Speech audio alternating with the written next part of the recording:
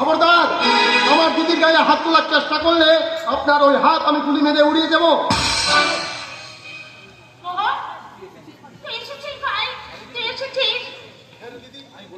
হ্যাঁ দিদি, হ্যাঁ আমি বলেছিলাম না, যেদিন তোর স্বামীর মুখোমুখি দাঁড়ানোর যোগ্যতা অর্জন করতে পারবো সেই দিনে আমি এই বাড়িতে আসবো। খুব অবাক হলেন, তাই না মিস্টার রায়? যাকে একদিন চোর বলে অপরাধী সাজাতে চেয়েছিলেন, আর তারই সামনে অপরাধের মতো দাঁড়িয়ে থাকতে খুব লজ্জা পাচ্ছেন। কিসের অপরাধ আমার? সেটা থানায় গেলে আপনি বুঝতে পারবেন। আপাতত আপনাকে আমি বধূ নির্যাতনের অপরাধে অ্যারেস্ট করলাম। মোহন নয়, I am Inspector Mohan and you are under arrest. দাঁড়ান ইন্সপেক্টর, কারো বিরুদ্ধে কোনো কমপ্লেন না পেলে আপনি তাকে অ্যারেস্ট করতে পারেন না। আমার স্বামীর প্রতি আমার কোনো অভিযোগ নেই।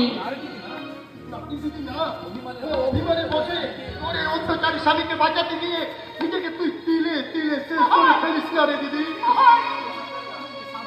ওই ভাই, আমার শান্তির সংসারে অশান্তির বীজ ছড়াচ্ছি ভাই।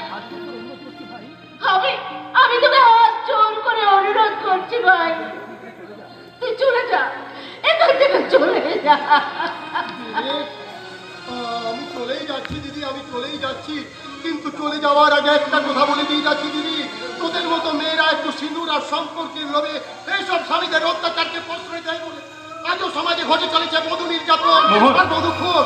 তোদের দুর্বলতার কারণে ওই বধূ নির্যাতন নামক শব্দটাকে আমরা শত চেষ্টা করে ওই সমাজ থেকে মুছে ফেলতে পারছি না রে দিদি, মুছে ফেলতে পারছি না। তুই আমাকে ক্ষমা করিস ভাই, তুই আমাকে ক্ষমা করিস।